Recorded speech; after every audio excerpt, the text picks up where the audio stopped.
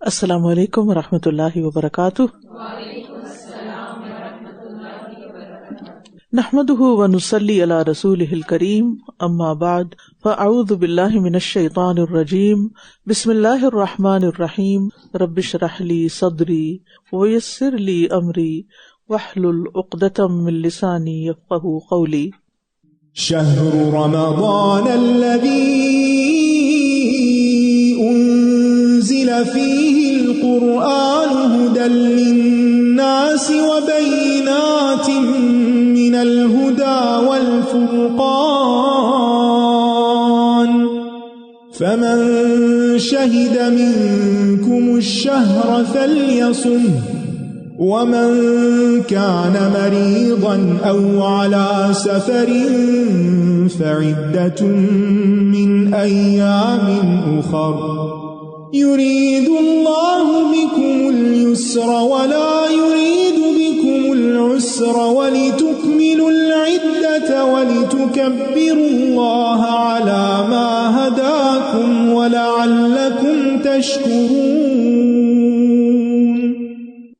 رمضان وہ مہینہ ہے جس میں قرآن نازل کیا گیا ہے، جو لوگوں کے لیے سراسر ہدایت ہے، اور اس میں ہدایت اور حق و باطل میں فرق کرنے کے واضح دلائل ہیں۔ تو جو کوئی تم میں سے اس مہینے کو پائے اسے چاہیے کہ اس کے روزے رکھے، اور جو بیمار ہو یا سفر میں ہو تو دوسرے دنوں میں گنتی پوری کر لے۔ اللہ تمہارے ساتھ آسانی چاہتا ہے اور وہ تمہارے ساتھ تنگی کا ارادہ نہیں رکھتا، اور تاکہ تم گنتی پوری کرو، اور تاکہ جو اس نے تمہیں ہدایت بخشی اس پر تم اللہ کی بڑائی بیان کرو، اور تاکہ تم شکر ادا کرو۔ رمضان دعاؤں کا مہینہ بھی ہے۔ ہم میں سے ہر شخص کی کچھ نہ کچھ حاجات، ضروریات ہوتی ہیں جن کے لیے وہ کوشش بھی کرتا ہے اور فکر مند بھی رہتا ہے۔ ایسے میں کوشش کے ساتھ ساتھ دعا کرنی چاہیے جو فکر مندی کا علاج ہے، کیونکہ بہت سی چیزیں ہمارے ہاتھ میں نہیں، ہمارے ہاتھ میں صرف کوشش ہوتی ہے جو ہم کر سکتے ہیں، اور وہ حتی الامکان کرنی چاہیے، اس میں کوئی کمی نہیں چھوڑنی چاہیے، کیونکہ اس کوشش میں بھی اجر ہے۔ انسان کسی بھی حلال مقصد کے حصول کے لیے جو کوشش کرتا ہے، اس کوشش کا ایک ایک لمحہ جو ہے اگر صحیح نیت کے ساتھ ہو، اللہ سبحانہ تعالیٰ کی مرضی کے مطابق ہو، تو اس پر اجر ہوتا ہے۔ لیکن مومن ہمیشہ یہ سمجھتا ہے کہ صرف میری کوشش سے کام نہیں ہوگا، بلکہ اللہ کے اذن سے ہوگا، اللہ کی مدد سے ہوگا۔ لہٰذا آپ کی زندگی میں جو بھی مسائل ہیں، آپ کی جو بھی ضروریات ہیں، چھوٹی ہے یا بڑی، ان سب کو لکھ لیجئے، اور ان میں سے ایک ایک کو سامنے رکھ کر اللہ تعالیٰ سے ایسے فریاد کیجئے جیسے کوئی فقیر کسی سے بھیک مانگ رہا ہوتا ہے، انتہائی عاجزی کے ساتھ، انکساری کے ساتھ اور اصرار کے ساتھ۔ فقیر کتنا اصرار کرتے ہیں، جب تک ان کی بات مان نہ لی جائے وہ پیچھا نہیں چھوڑتے۔ اس منظر کو سامنے لائیں، یا زندگی میں کسی بھی ایسے فقیر کو سامنے لائیں، اور آپ دیکھیے کہ اب آن لائن فقیر بھی ہو گئے ہیں، بعض تو اس میں جینون ہوتے ہیں، واقعی ضرورت مند ہوتے ہیں، اور ان کی ضرورت سامنے آئے تو ہم خود پوری کر دیں، اور اگر ہم خود نہیں کر سکتے تو اس کی سفارش کر دیں، کسی اور سے کروا دیں۔ بعض اوقات وہ ریموٹ ایریاز میں ہوتے ہیں، آپ وہاں نہیں پہنچ سکتے، آپ یہاں سے بیٹھ کے کچھ نہیں کر سکتے، لیکن آپ اگر کسی کو بھی جانتے ہیں کہ کوئی ان کی مدد کر سکتا ہے تو سفارش کر کے اجر پا لیں صدقے کا۔ سوالی کو ڈانٹے نہیں۔ اب اسی چیز کو آپ سامنے رکھیں۔ بعض لوگ آپ سے جینولی یا ویسے ہی اتنا اصرار کرتے ہیں اور اتنا تنگ کر دیتے ہیں بعض اوقات کہ جان چھڑانی مشکل ہو جاتی۔ جب آپ کو زندگی میں کسی ایسے نے بہت تنگ کیا ہو نا، اس کو اس ذہن میں لے آئیں۔ تو اللہ سبحانہ و تعالیٰ تو ساری کائنات کا بادشاہ، وہ ہماری دعاؤں سے تنگ نہیں ہوتا۔ ہم انسان ہیں نا، یہی تو فرق ہے نا خالق اور مخلوق میں۔ ہم انسان ہیں، ہم تنگ ہو جاتے ہیں، کوئی بار بار مانگے ہم سے، ہم اس سے کنارہ کشی کرنے لگتے ہیں۔ لیکن اللہ تعالیٰ سے جب مانگتے ہیں تو وہ اور خوش ہوتا ہے کہ یہ مانگ رہا ہے مجھ سے، نہ مانگے تو ناراض ہوتا ہے۔ لہٰذا خوب اصرار کرنا ہے، ٹھیک ہے؟ دعائیں تو ہم کرتے ہیں، ایک دفعہ کر کے آگے نکل جاتے ہیں، اب سوچتے کل بھی تو کی تھی، وہ پچھلے سجدے میں بھی کی تھی، اب پھر دوبارہ کریں۔ ہاں، جن چیزوں کے لیے آپ ڈیسپریٹ ہیں ان کے لیے بار بار کریں، اصرار، بار بار اصرار اصرار، حتیٰ کہ آپ کی دعا قبول ہو جائے۔ اور اگر یہاں نہیں بھی ہونی اس دنیا میں تو آگے کے لیے بہت بڑا اجر لکھا جائے۔ اور ویسے بھی اللہ سبحانہ تعالیٰ تو قریب ہیں، ہر موقع پر سنتے ہیں، صرف سجدے میں ہی نہیں بلکہ جہاں بھی آپ مانگیں وہ سنتے ہیں۔ اور رمضان میں تو کثرت سے دعائیں کرنی چاہیے، کیونکہ نبی صلی اللہ علیہ وسلم نے فرمایا 3 آدمیوں کی دعا رد نہیں کی جاتی، باپ کی، روزہ دار کی اور مسافر کی۔ اور ایک اور روایت میں آتا ہے ماہ رمضان کے ہر دن اور رات میں مسلمان کے لیے ایک ایسی دعا ہے جسے قبولیت سے نوازا جاتا ہے، تو اس لیے اچھی امید رکھیں۔ اور خاص طور پر افطاری کا وقت وہ قبولیت کا وقت ہے، مستدرک حاکم میں روایت ہے جو صحیح ہے، بلا شبہ روزہ دار کے لیے افطاری کے وقت ایک ایسی دعا ہے جسے رد نہیں کیا جاتا۔ پھر اسی طرح کہ اللہ تعالیٰ کے اچھے اچھے ناموں کے ذریعے اس کو پکاریں، ان دنوں کو غنیمت جانیں، کبھی تنہائی میں مانگیں، کبھی رو کے مانگیں، کبھی گڑ گڑا کے مانگیں، کبھی چپ کے مانگیں، کبھی اونچی آواز میں مانگیں، مانگتے رہیں۔ فرض نمازوں کے بعد بھی مانگیں، تلاوت قرآن کے بعد، سحر اور افطار کے وقت، سحری کے وقت بھی دعائیں قبول ہوتی ہیں۔ اپنے لیے بھی مانگیں اور اوروں کے لیے بھی مانگیں، یعنی جو آپ کی مشکل ہے نا، ہو سکتا ہے کسی اور کی بھی ہو، تو اللہ تعالیٰ جو بھی اس مشکل میں مبتلا ہے ان سب کی تو سن لے۔ اور پھر اسی طرح دعاؤں کی جو کتابیں ہیں، قرآنی اور مسنون دعائیں اور اپنی بنائی ہوئی لسٹ، ان سب کو سامنے رکھیں اور ترتیب کے ساتھ ان کو روز مانگیں۔ پھر اسی طرح یہ ہے کہ دعائیں زبانی بھی یاد کرنے کی کوشش کریں، جیسے الحمدللہ آپ کا سیشن ہوتا ہے اور اس میں آپ کرتے ہیں، اور اگر آپ جیسے تراویح کے لیے جاتے ہیں تو تھوڑا سا پہلے مسجد میں چلے جائیں، اللہ کا ذکر کریں، اذان سنیں، اذان سن کے جواب دیں، اور اس کے بعد دعا کی قبولیت ہوتی ہے اس وقت دعا مانگیں۔ تو ان گھڑیوں سے خوب فائدہ اٹھا لیں۔ نیکیوں کی، دعاؤں کی قبولیت کی ایک سیل ہے جس کے لیے آپ خوب دوڑیں اور اللہ سبحانہ وتعالیٰ کو راضی کر لیں کسی بھی طریقے سے، تاکہ ہماری دنیا بھی آسان ہو اور ہماری آخرت میں بھی ہمارے لیے نجات ہو جائے۔ اور اللہ تعالیٰ سے خوب جنت الفردوس بھی مانگیں، کیونکہ اصل گھر تو رہنے کا وہ ہے نا، ہم دنیا کے گھروں کے لیے پریشان ہوتے رہتے ہیں۔ تو اللہ تعالیٰ سے دعا ہے کہ وہ ہماری دعاؤں کو قبول کر لے۔ آج ہم انشاءاللہ سورۃ ہود کی آیت نمبر 84 سے شروع کریں گے۔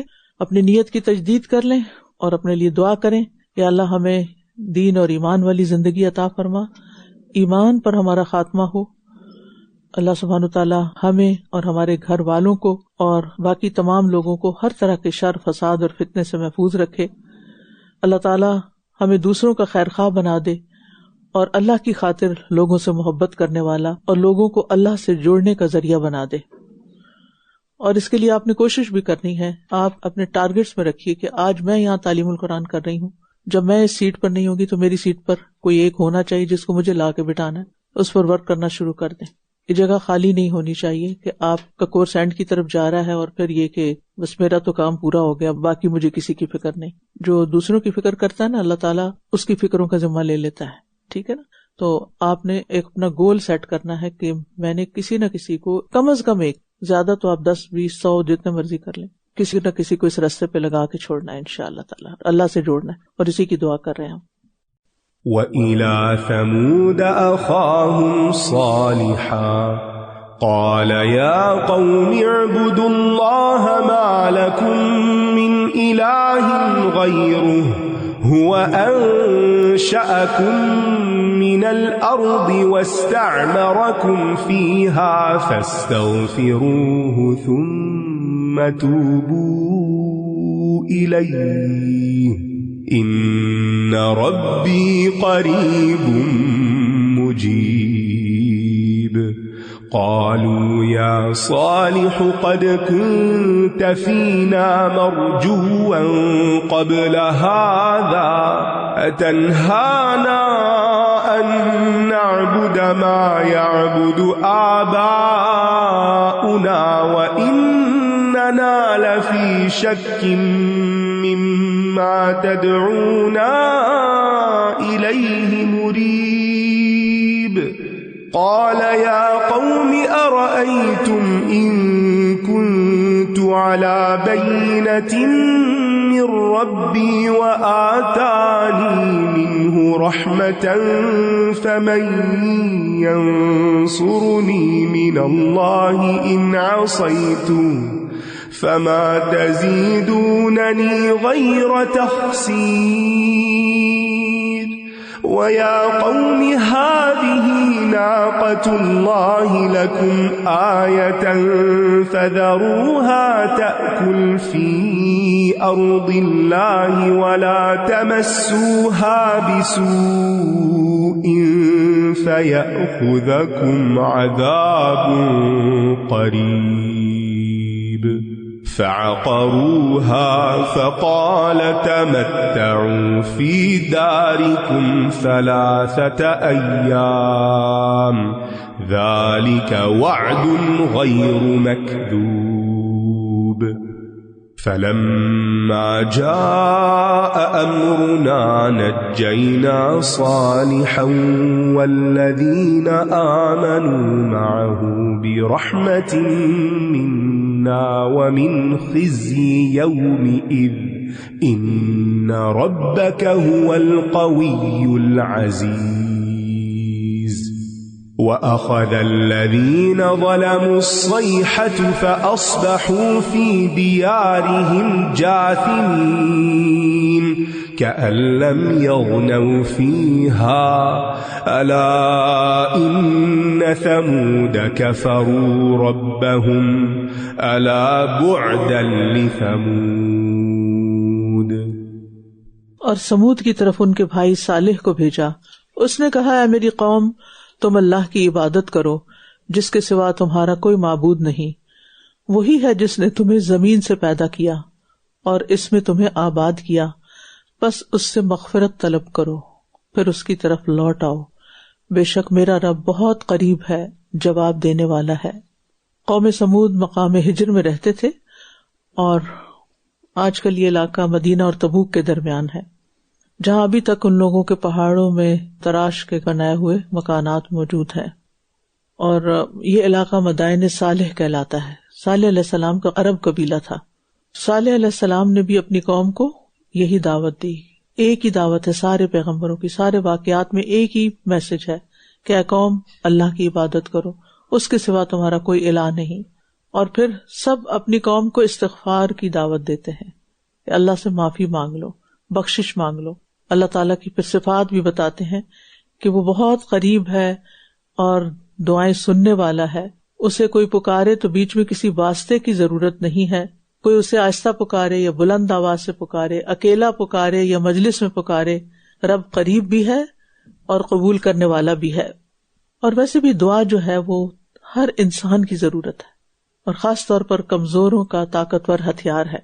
وہ کہنے لگے اے صالح اس سے پہلے تو تم ہمارے درمیان ایسے نوجوان تھے جس سے ہمیں بہت سی امیدیں وابستہ تھیں. کیا تم ہمیں ان بتوں سے روکتے ہو جن کی عبادت ہمارے آباء و اجداد کرتے رہے؟ اور ہم تو اس دین کے بارے میں جس کی طرف تم ہمیں بلاتے ہو بے چین کر دینے والے شک میں مبتلا ہیں. آپ دیکھیں کہ جو بھی کوئی بچہ ایکسٹرا آرڈنری ہوتا ہے یا ذہین ہوتا ہے یا قابل ہوتا ہے تو اس سے لوگوں کی امید کیا ہو جاتی ہے کہ وہ کیا کرے گا, کچھ بنے گا, دنیا کا بہت سا مال اکٹھا کرے گا. اور اگر وہ چلا جائے دین کی طرف تبلیغ کی طرف تو پھر وہ کیا کہیں گے تم نے ہماری ساری امیدوں پہ پانی پھیر دیا. اس نے کہا اے میری قوم کیا تم نے غور کیا اگر میں اپنے رب کی طرف سے ایک واضح دلیل پر ہوا اور اس نے مجھے اپنی طرف سے رحمت عطا کی ہو تو اگر میں نے اس کی نافرمانی کی تو کون اللہ کے مقابلے میں میری مدد کرے گا؟ تو تم میرے لیے نقصان میں ہی اضافہ کرو گے. یعنی جو شخص تمہیں گناہ کی طرف بلاتا ہے وہ تمہیں اللہ کے عذاب سے بچا نہیں سکتا.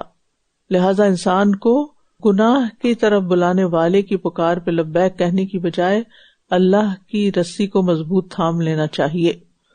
اور اے میری قوم یہ اللہ کی اونٹنی تمہارے لیے ایک نشانی ہے, بس اسے چھوڑ دو کہ یہ اللہ کی زمین میں چرتی پھرے اور تم اسے برے ارادے سے ہاتھ مت لگانا ورنہ تمہیں فوری عذاب پکڑ لے گا. ہر اونٹنی اللہ کی ملکیت ہے, اللہ ہی کی ہے. اس خاص اونٹنی کو اللہ کی اونٹنی کیوں کہا گیا؟ ایک شرف دینے کے لیے کہ ایک معجزے کے طور پر یہ آئی تھی. پھر بھی انہوں نے اس کی کونچیں کاٹ ڈالی تو اس نے کہا اب تم اپنے گھروں میں 3 دن تک فائدہ اٹھا لو. یہ ایسا وعدہ ہے جو جھوٹا ہونے والا نہیں. پھر جب ہمارا حکم آ گیا تو ہم نے صالح کو اور ان لوگوں کو جو اس کے ساتھ ایمان لائے تھے اپنی رحمت سے نجات دے دی اور اس دن کی رسوائی سے بھی. بے شک آپ کا رب وہ بہت قوت والا بہت زبردست ہے. کہا جاتا ہے کہ صالح علیہ السلام نے ایمان والوں کو ساتھ لے کر شام کی طرف ہجرت کر لی اور پھر پیچھے قوم پر عذاب آ گیا. اور تمام پیغمبروں کی قوموں کے ساتھ یہی ہوا کہ ایمان والوں کو بچا لیا گیا اور جنہوں نے بات نہیں مانی ان کو دھر لیا گیا.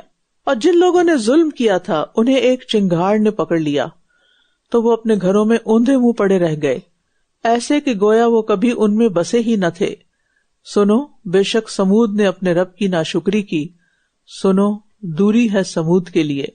اس قوم پر ایک تو دھماکے کا عذاب آیا اور اسی وقت پھر زلزلے کے شدید جھٹکے لگنا شروع ہو گئے.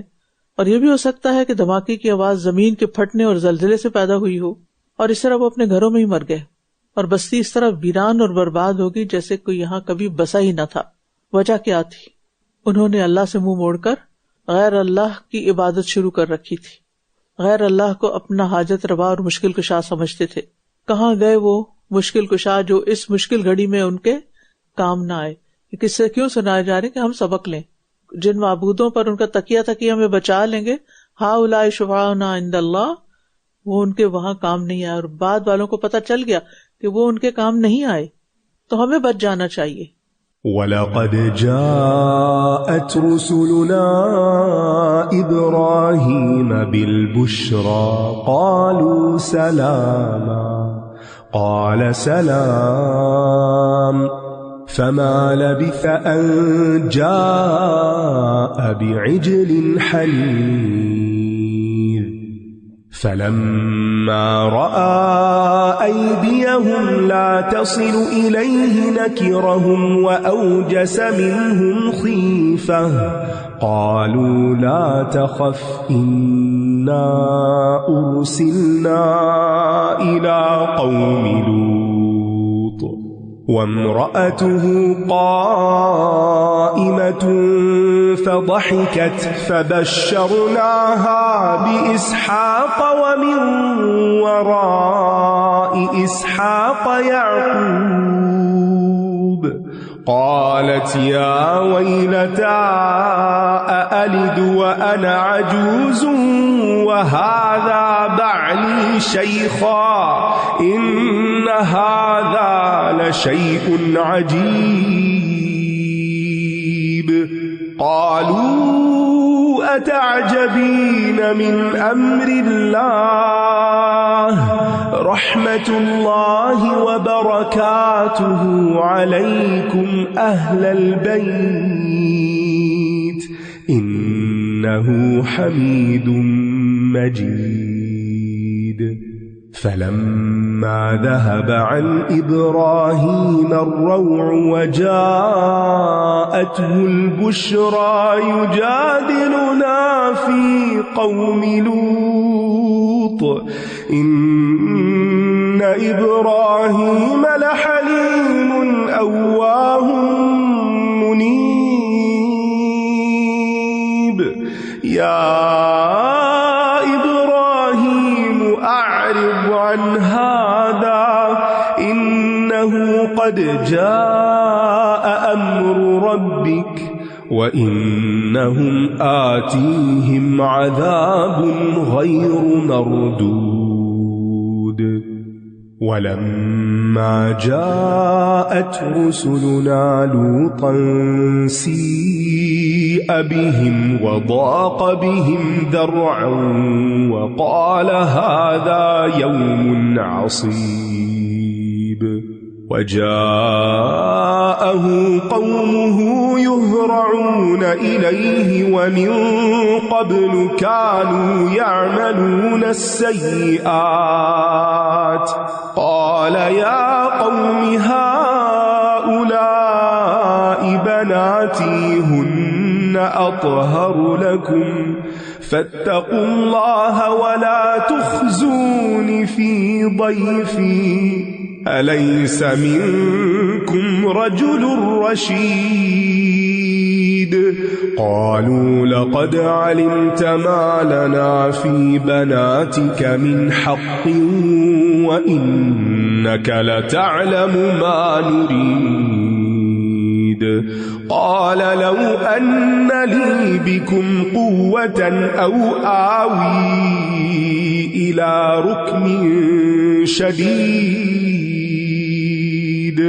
قالوا يا لوط إنا رسل ربك لن يصلوا إليك فأسر بأهلك بقطع من الليل ولا يلتفت منكم أحد إلا امرأتك إنه مصيبها ما أصابهم إن موعدهم الصبح أليس الصبح بقريب فلما جاء أمرنا جعلنا عاليها سافلها وأمطرنا عليها حجارة من سجيل منضود مسومة عند ربك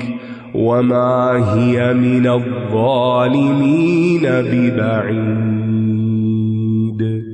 اور بلا شبہ ہمارے بھیجے ہوئے یعنی فرشتے ابراہیم کے پاس خوشخبری لے کر آئے، کہنے لگے سلام ہو۔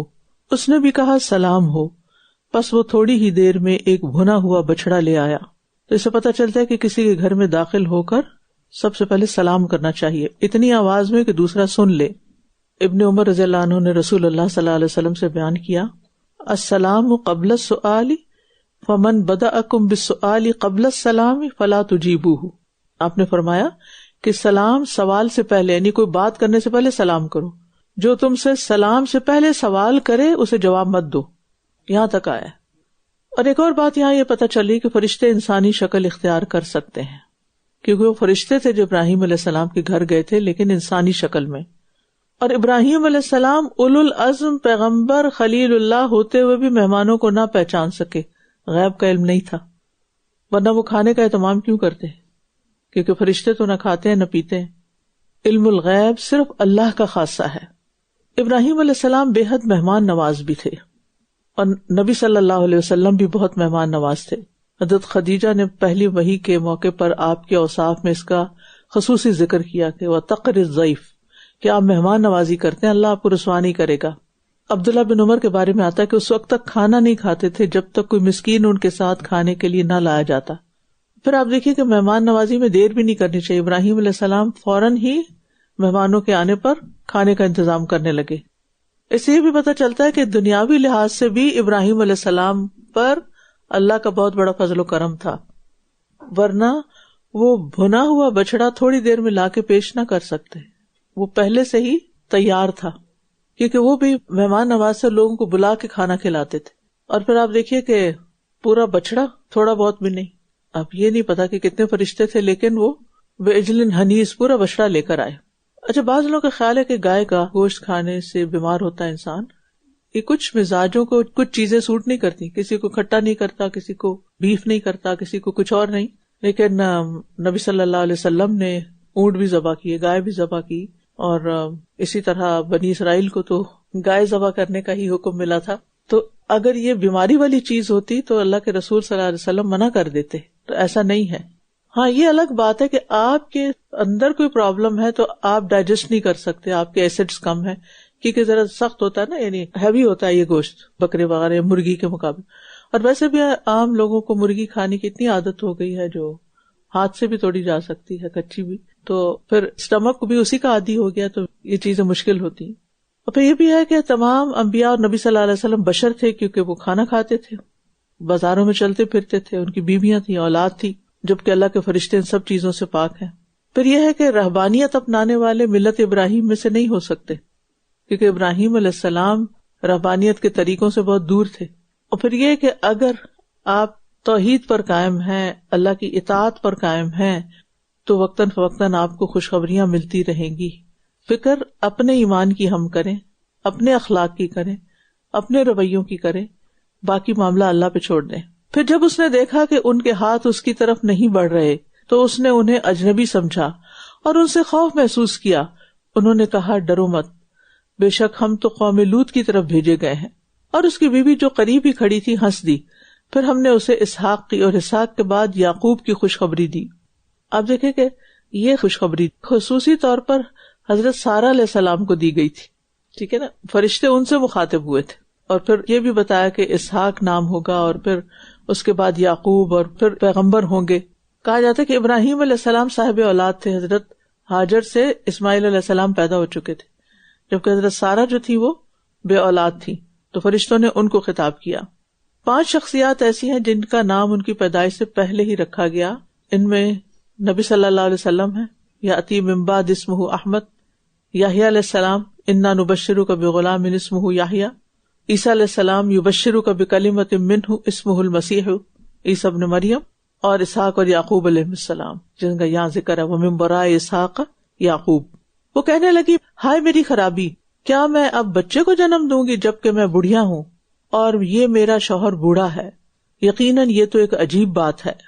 تو بات یہ ہے کہ اللہ کی قدرت قوانین کی پابند نہیں، اللہ تعالیٰ جب کسی کام کے کرنے کا ارادہ کرتا ہے تو کن کہتا ہے اور وہ ہو جاتا ہے. انہوں نے کہا کیا تم اللہ کے حکم پر تعجب کرتی ہو؟ کیونکہ ہمارا دل چھوٹا ہوتا ہے نا, کیسے ہوگا, ہاؤ کم کہ یہ پاسبل ہو. اے اہل بیت, تم پر اللہ کی رحمت اور برکتیں ہوں, بے شک وہ بہت تعریف والا بڑی شان والا ہے. تو آدمی کے اہل بیت میں اس کی بیوی بھی شامل ہوتی ہے, کیونکہ ادھر 2 ہی لوگ تھے صرف, تو ان کو اہل البیت کہا. اور سلام کرتے وقت عورتوں کے لیے بھی مذکر کا صیغہ بولا جا سکتا ہے. یہ جو ہم سب کو السلام علیکم کہتے ہیں تو ہے تو مذکر کا مخاطب. پھر جب ابراہیم سے خوف جاتا رہا اور اس کے پاس بیٹے کی خوشخبری آ گئی تو وہ ہم سے قوم لوط کے بارے میں جھگڑنے لگا. ابراہیم علیہ السلام کا اللہ تعالیٰ کے ساتھ خاص تعلق تھا, اور یہ پیار کا جھگڑا ہوتا ہے, ٹھیک ہے, وہ ایک طرح سے دعا کر رہے تھے اصرار کے ساتھ. بے شک ابراہیم نہایت بردبار, بہت آہذاری کرنے والا اور رجوع کرنے والا تھا. یہ ابراہیم علیہ السلام کی صفات بیان ہوئی ہیں, حلیم, اواہ اور منیب. ابراہیم علیہ السلام اگر کثرت سے توبہ اور رجوع کرنے والے تھے تو پھر ہمیں کیا کرنا چاہیے؟ اللہ سبحانہ وتعالیٰ کے نزدیک ابراہیم علیہ السلام کی بہت قدر و منزلت تھی. وہ آہوزاری میں اپنے رب کے ساتھ راتیں گزارتے تھے, یعنی دعائیں کرتے ہوئے. اے ابراہیم, اس بات کو چھوڑ دو, بے شک تمہارے رب کا حکم آ چکا ہے اور اب ان پر نہ پھیرا جانے والا عذاب آ کر رہے گا. استغفر اللہ. اور جب ہمارے بھیجے ہوئے فرشتے لوط کے پاس آئے تو وہ ان کے بارے میں بہت رنجیدہ ہوا اور ان کے بارے میں بہت دل تنگ ہوا اور کہنے لگا یہ بہت کڑا دن ہے. اور اس کی قوم کے لوگ اس کے پاس دوڑتے ہوئے آ گئے اور وہ پہلے سے ہی برے کام کیا کرتے تھے. اس نے کہا اے میری قوم, یہ میری بیٹیاں ہیں, یہ تمہارے لیے زیادہ پاکیزہ ہیں, پس اللہ سے ڈرو اور میرے مہمانوں کے معاملے میں مجھے رسوا نہ کرو. کیا تم میں کوئی بھی سمجھدار آدمی نہیں ہے؟ رجل رشید, رشید کون ہوتا ہے؟ دانا, سمجھدار انسان, ڈیپ باتوں اور کاموں میں درستگی اختیار کرنے والا, مظلوموں کی مدد کرنے والا, پریشان حال لوگوں کی تکلیف دور کرنے والا, بھلائی کا حکم دینے والا اور برائی سے روکنے والا. تو الیس منکم رجل رشید, اس میں اس بات کی طرف اشارہ ہے کہ فحاشی نہ صرف دین کو کمزور کر دیتی ہے بلکہ مروت کو بھی ختم کر دیتی. اور رسول بھی انسان ہوتے ہیں, انہیں بھی غم اور حزن اور افسوس محسوس ہوتا ہے جیسے دوسرے لوگوں کو ہوتا ہے. انہوں نے کہا تم اچھی طرح جانتے ہو کہ تمہاری بیٹیوں پر ہمارا کوئی حق نہیں, اور تم خوب جانتے ہو جو کچھ ہم چاہتے ہیں. یعنی لوط علیہ السلام اپنی قوم کو ایک طرح سے آر دلا رہے ہیں لیکن وہ سمجھ کے نہیں دے رہے. اس نے کہا کاش میرے پاس تمہارے مقابلے کی کوئی قوت ہوتی یا میں کسی مضبوط سہارے کی طرف پناہ لے سکتا. رسول اللہ صلی اللہ علیہ وسلم نے فرمایا اللہ تعالیٰ لوط علیہ السلام پر رحم فرمائے کہ وہ زبردست رکن یعنی اللہ تعالیٰ کی پناہ میں آ گئے تھے, یعنی ان کی دعائیں سن لی گئی. اور لوط علیہ السلام کے بعد اللہ تعالیٰ نے ہر نبی کو ان کی قوم سے ہی بھیجا.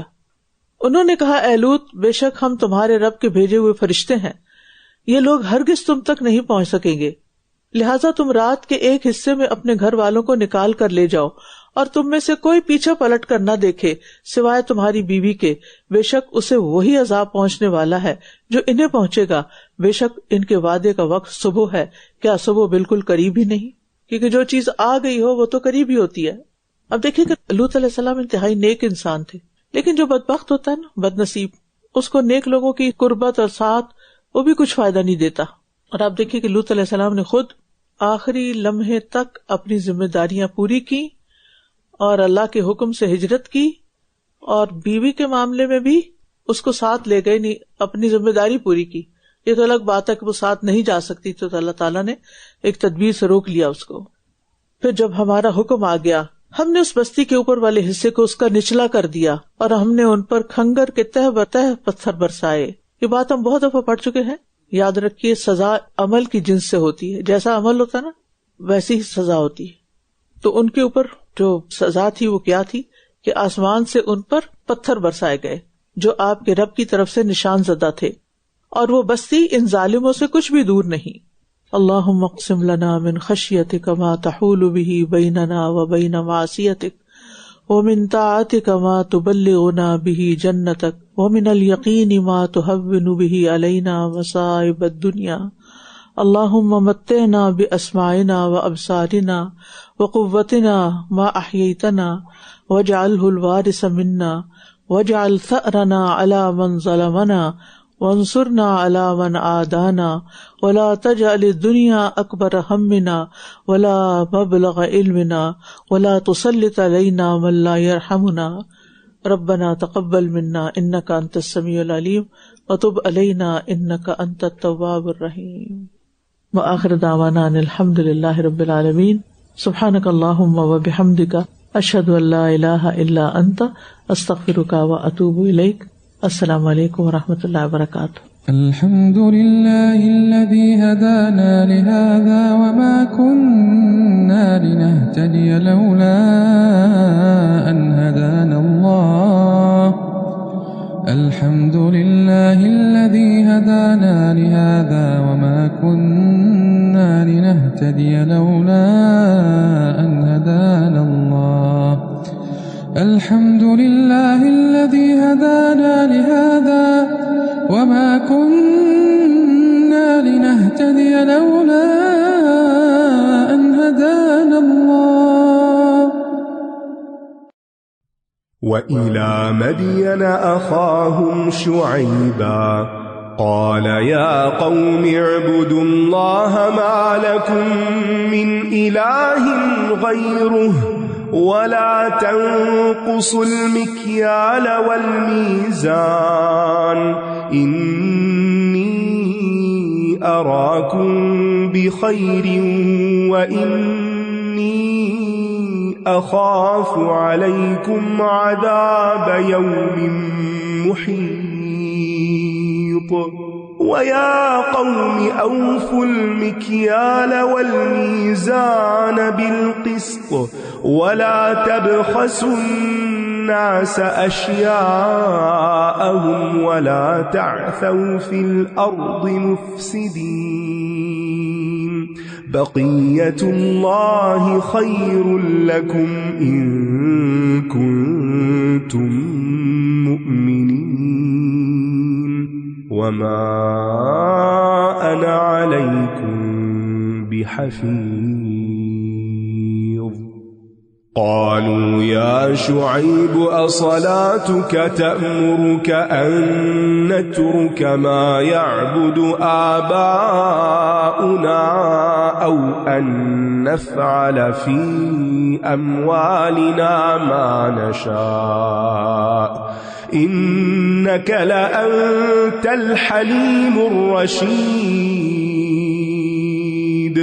قال يا قوم أرأيتم إن كنت على بينة من ربي ورزقني منه رزقا حسنا وما أريد أن أخالفكم إلى ما أنهاكم عنه إن أريد إلا الإصلاح ما استطعت وما توفيقي إلا بالله عليه توكلت وإليه أنيب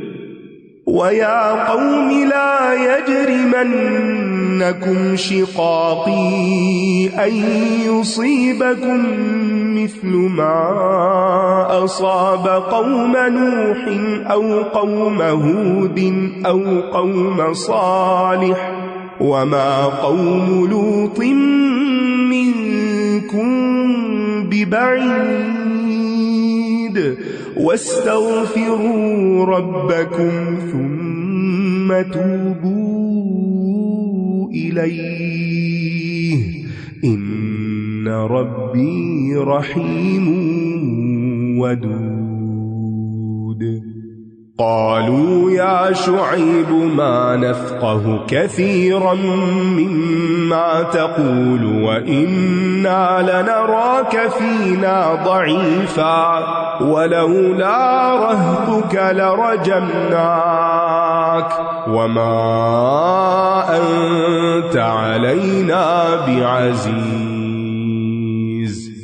قال يا قوم أرهطي أعز عليكم من الله واتخذتموه وراءكم ظهريا إن ربي بما تعملون محيط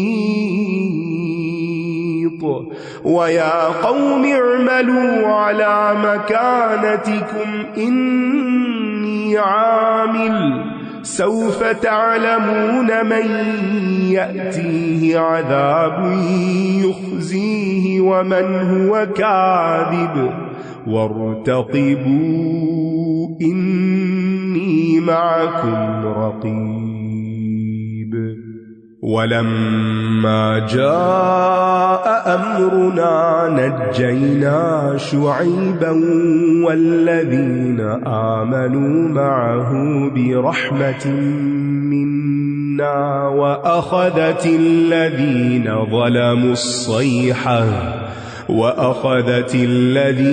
ظلموا الصيحة فأصبحوا في ديارهم جاثمين كأن لم يغنوا فيها ألا بعدا لمدين كما بعدت ثمود. اور مدین کی طرف ان کے بھائی شعیب کو بھیجا. اس نے کہا اے میری قوم اللہ کی عبادت کرو، اس کے سوا تمہارا کوئی معبود نہیں، اور تم ناب اور تول میں کمی نہ کرو، بے شک میں تمہیں اچھے حال میں دیکھتا ہوں اور میں تمہارے بارے میں گھیر لینے والے دن کے عذاب سے ڈرتا ہوں. قوم شعیب کے اندر بھی وہی خرابی پائی جاتی تھی جو دیگر قوموں میں تھی، اور وہ تھی شرک کی برائی. اگر دیکھا جائے تو تمام اخلاقی اور معاشرتی برائیاں شرک سے ہی پھوٹتی ہیں. اہل مدین شرک کے علاوہ تجارت پیشہ تھے، چونکہ لہذا تجارت میں بھی بددیانتی کرتے تھے. اصل میں مدین 2 تجارتی شاہراہوں کے چوک میں واقع تھا، اور یہ اس لحاظ سے بہت اہم تجارتی مرکز بن گیا تھا، تو لوگوں کا بزنس یہاں بہت فلرش کرتا تھا. لیکن انہوں نے ناپ تول میں کمی کرنا شروع کر دی. ناپ تول میں کمی اپنے آپ پر بھی ظلم ہے اور مخلوق پر بھی ظلم ہے، کیونکہ اپنے پر ظلم کیا ہے کہ انسان اس طرح حرام مال کماتا ہے جس سے بہت سی خرابیاں پیدا ہوتی ہیں، عبادت قبول نہیں ہوتی، دعائیں قبول نہیں ہوتی، اور انسان کا سکون برباد ہو جاتا ہے. اور دوسروں پر ظلم تو ہے ہی کہ ان کا حق مارا جاتا ہے. اور اس طرح اگر کسی آبادی کی اکثریت اس ظلم میں مبتلا ہو جائے تو پھر وہاں پر امن و امان باقی نہیں رہتا، فساد پیدا ہو جاتا ہے. اور اے میری قوم ناپ اور تول کو انصاف کے ساتھ پورا کرو، اور تم لوگوں کو ان کی چیزیں کم کر کے نہ دو، اور زمین میں مفسد بن کر بگاڑ پیدا نہ کرو. ناپ اور تول کو انصاف کے ساتھ پورا کرو، یعنی نہ صرف یہ کہ مالی معاملات میں بلکہ تمام حقوق میں، یعنی ہر طرح کا حق دینے میں اور حق لینے میں انصاف سے کام لو. کیونکہ مکیال جو پیمانہ ہوتا ہے یہ حصی بھی ہوتا ہے اور مانوی بھی ہوتا ہے. حصی تو مالی معاملات میں ہوتا ہے اور مانوی جو ہے وہ اخلاق اور باہمی معاملات میں ہوتا ہے. اللہ کی دی ہوئی بچت تمہارے لیے بہتر ہے اگر تم مومن ہو، اور میں تم پر کوئی نگہبان نہیں ہوں. یعنی ہر وہ بچت اور منافع پروفٹ بہتر ہے جو اللہ کے حکم کے مطابق ہو، انصاف کے ساتھ ہو، دیانت داری کے ساتھ حاصل کیا ہوا ہو. کیونکہ حق مال کی قلت ناحق مال کی کثرت سے افضل ہے.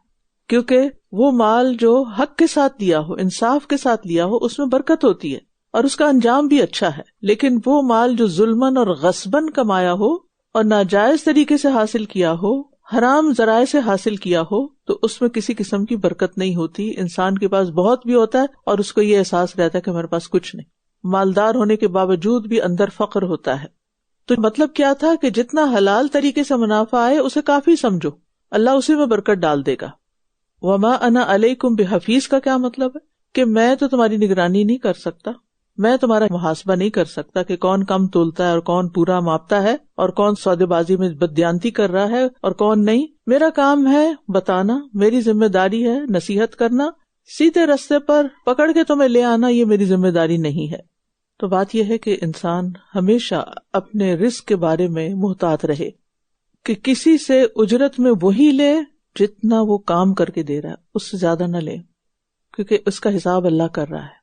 اور پھر جو اجرت جس محنت مزدوری پہ طے ہو اس کا بھی پورا حق ادا کرے، یعنی پورے انصاف کے ساتھ کام کرے. کیونکہ اس طریقے سے اگر انسان کے پاس تھوڑا بھی ہوگا تو وہ بہت کافی ہو جائے گا برکت کی وجہ سے، ورنہ جتنا زیادہ بھی آ جائے وہ انسان کے لیے باعث وبال بنتا ہے، آزمائشوں اور مصیبتوں کا سبب بن جاتا ہے. قوم نے نصیحت ماننے کے بجائے کیا کہا؟ انہوں نے کہا اے شعیب کیا تمہاری نماز تمہیں یہی حکم دیتی ہے کہ ہم ان کو چھوڑ دیں جن کی عبادت ہمارے آباء و اجداد کرتے آئے ہیں، یا یہ کہ ہم اپنے مالوں کے بارے میں اپنی مرضی سے کچھ نہ کریں؟ بے شک تم ہی ایک بہت بردبار اور سمجھدار آدمی ہو۔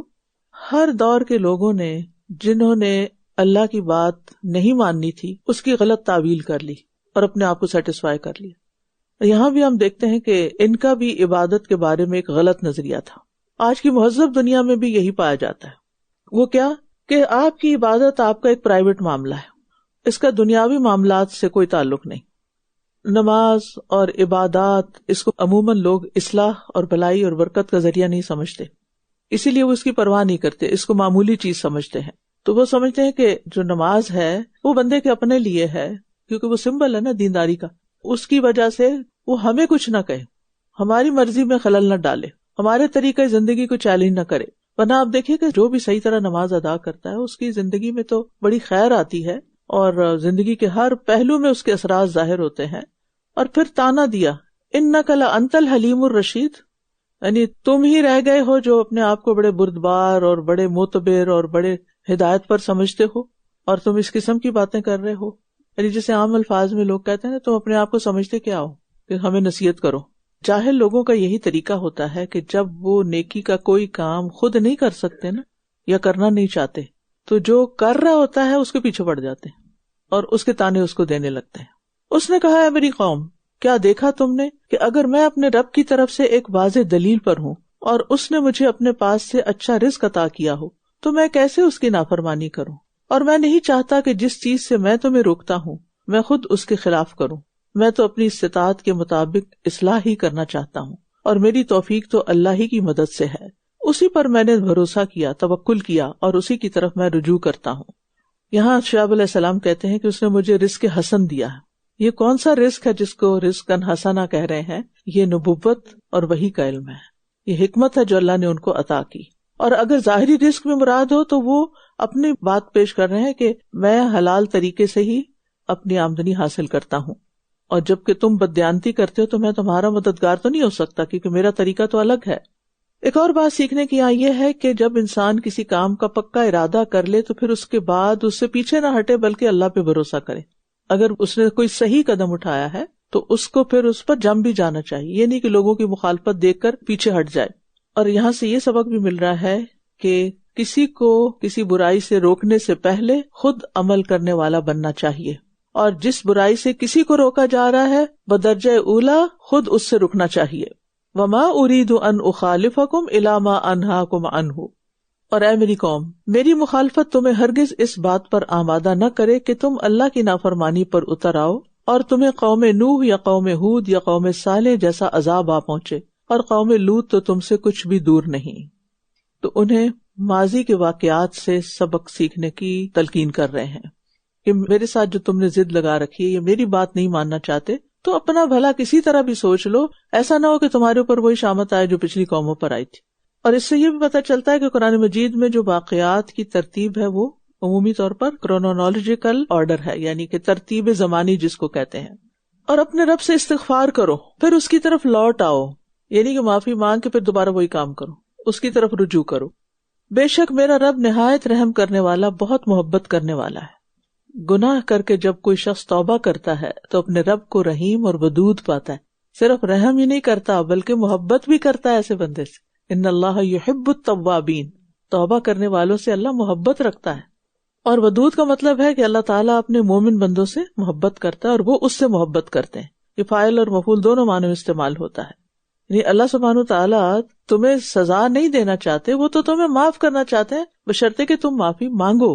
انہوں نے کہا اے شعیب جو تم کہتے ہو اس میں سے بہت کچھ ہم سمجھ نہیں پاتے، یہ تمہاری باتیں ہماری سمجھ میں نہیں آتی۔ واقعی اتنی مشکل باتیں تھی وہ، اور ہم تمہیں اپنے درمیان بہت کمزور دیکھتے ہیں، اور اگر تمہارا قبیلہ نہ ہوتا تو ہم ضرور تمہیں سنسار کر دیتے، اور تم ہم پر زور آور تو نہیں ہو۔ سبحان اللہ، جو لوگ تعصبات کا شکار ہوتے ہیں، بائسڈ ہوتے ہیں، خواہشات پر شدت سے جمے ہوئے ہوتے ہیں یا خواہشات میں ڈوبے ہوئے ہوتے ہیں، وہ حق بات نہیں سن سکتے اور حق ان کو سمجھ میں نہیں آتا۔ یہ تو عام سی بات ہے نا، جس بات میں انسان کو دلچسپی نہیں ہوتی، جو بات اس کو اچھی نہیں لگتی، وہ سننا ہی نہیں چاہتا۔ اور اگر کوئی سنا بھی دے تو اس کو سمجھ نہیں آتی، اور اگر وہ سمجھ بھی لے تو اس طرح پریٹینڈ کرتا ہے کہ مجھے نہیں سمجھ آئی. ٹھیک ہے نا. تو یہ سارے مسائل تھے ان میں. آپ کو معلوم ہے کہ شعیب علیہ السلام کا لقب خطیب الانبیاء ہے. خطیب الانبیاء یعنی وہ تمام انبیاء میں سب سے زیادہ ایلوکوینٹ تھے، اور ان کی قوم کہہ رہی ہے تمہاری بات نہیں ہمیں سمجھ آتی، کس قدر غلط بیانی ہے. اس نے کہا ہے میری قوم کیا میرا قبیلہ تم پر اللہ سے بڑھ کر زور والا ہے؟ قبیلے سے ڈرتے ہو، اللہ سے نہیں ڈرتے، اور اسے تم نے پس پش ڈال رکھا ہے، اللہ کو پیچھے کر دیا ہے، قبیلے کو آگے کر دیا ہے. جو تم کر رہے ہو بے شک میرا رب اسے خوب گھیرے ہوئے ہے.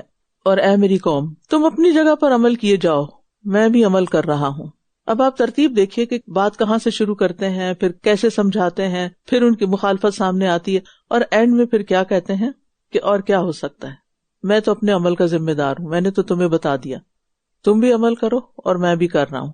ان قریب تم جان لوگے کہ کون ہے جس پر ایسا عذاب آئے گا جو اسے رسوا کر دے گا، اور کون ہے جو جھوٹا ہے. اور تم بھی انتظار کرو، میں بھی تمہارے ساتھ انتظار کر رہا ہوں. کس چیز کا؟ اللہ کے فیصلے کا. انبیاء غیب کا علم نہیں جانتے تھے کہ اس قوم کی شامت کب آئے گی اور اب آئندہ کیا ہوگا، اور اس کے بعد کیا ہونا تھا. اس قوم کو ختم کرنے کا ہی فیصلہ ہونا تھا نا. اور جب ہمارا حکم آ گیا تو ہم نے شعیب کو اور ان لوگوں کو جو اس کے ساتھ ایمان لائے تھے اپنی خاص رحمت سے نجات دی، اور جن لوگوں نے ظلم کیا تھا انہیں ایک چنگاڑ نے پکڑ لیا، بس یہ اپنے گھروں میں اوندھے منہ پڑے رہ گئے، گویا کہ یہ ان میں کبھی بسے ہی نہ تھے. سنو دوری ہے مدین والوں کے لیے جیسا کہ دور ہوئے سمود. قرآن مجید کا مطالعہ کریں تو اہل مدین پر 3 طرح کے عذاب کا ذکر آتا ہے.